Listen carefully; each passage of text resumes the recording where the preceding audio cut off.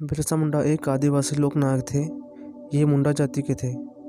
वर्तमान भारत में रांची और सिंह भूमि के आदिवासी बिरसा मुंडा को अब बिरसा भगवान कहकर याद करते हैं। मुंडा आदिवासियों को अंग्रेज के दमन के विरुद्ध खड़ा करके बिरसा मुंडा ने यह सम्मान अर्जित किया था। 19वीं सदी में बिरसा भारतीय स्वतंत्रता आंदोलन के इस इतिहास में एक मुख्य कड़ी साबित हुए थे।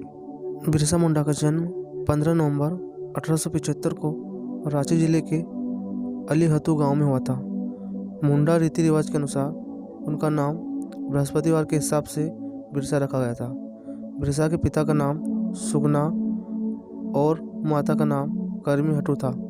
उनका परिवार रोजगार की तलाश में उनके जन्म के बाद अलीहतू में कुरुमुब्दा आकर बस गया था।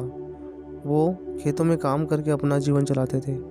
उसके बाद फिर काम की तलाश में उनका परिवार बम्बा चला गया। बिरसा मुंडा उनके मामा के गांव अयुभाती भेज दिया गया। अयुभाती में बिरसा 2 साल तक रहे और वहां स्कूल पढ़ने गए थे।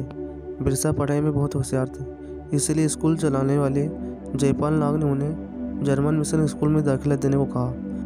अब उस समय क्रिश्चियन स्कूल में प्रवेश लेने के लिए ईसाई धर्म अपनाना पड़ता था, तो बिरसा ने धर्म परिवर्तन पर अपना नाम बिरसा डेविड रख दिया, जो बाद में बिरसा दाऊद हो गया था। इसके बाद बिरसा के जीवन में एक नया मोड़ आया। उनका स्वामी आनंद पांडे से संपर्क हो गया और उन्हें हिंदू धर्म तथा महाभारत के पात्रों का परिचय मिला। यह कहा जाता है कि 1895 में कुछ ऐसी अलौकिक घटनाएं घटी जिनके कारण लोग बिरसा को भगवान का अवतार मानने लगे। लोगों में यह विश्वास दृढ़ हो गया कि बिरसा के स्पर्श मात्र से ही रोग दूर हो जाते हैं। जनता का बिरसा में काफ़ी दृढ़ विश्वास हो चुका था। इससे बिरसा को अपने प्रभाव में मदद मिली। लोग इनकी बातें सुनने के लिए बड़ी संख्या में एकत्र होने लगे। बिरसा ने पुराने अंधविश्वासों का खंडन किया, लोगों को हिंसा और मादक पदार्थों से दूर रहने की सलाह दी।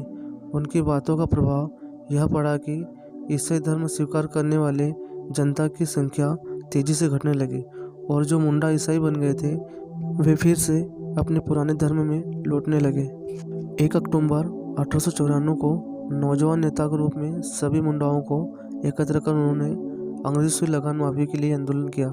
1895 में उन्हें गिरफ्तार कर लिया गया और हजारीबाग केंद्रीय कारागार में 2 साल के कारावास की सजा दी गई।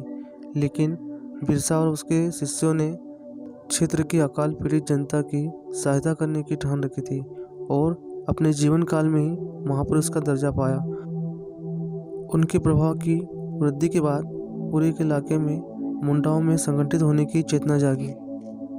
1897 से 1900 के बीच मुंडा और अंग्रेजी सिपाहियों के बीच युद्ध होते रहे और बिरसा और उसके चाहने वाले लोगों ने अंग्रेजों के नाक में दम कर रखा था। अगस्त 1897 में बिरसा और उसके 400 सिपाही तीर कमान लेकर खुट्टी थाने पर धावा बोला।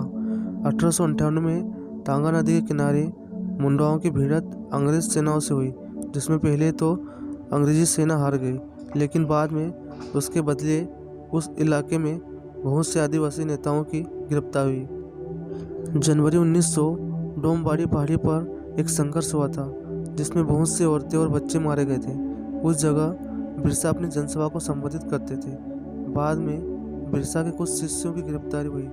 अंत में स्वयं बिरसा भी 3 फरवरी 1900 को चक्रधरपुर में गिरफ्तार कर लिए गए। बिरसा ने अपनी अंतिम सांसें 9 जून 1900 को रांची कारागार मिली। आज भी बिहार, उड़ीसा, झारखंड, छत्तीसगढ़ और पश्चिम बंगाल के आदिवासी इलाकों में बिरसा मुंडा को भगवान की तरह पूजा जाता है।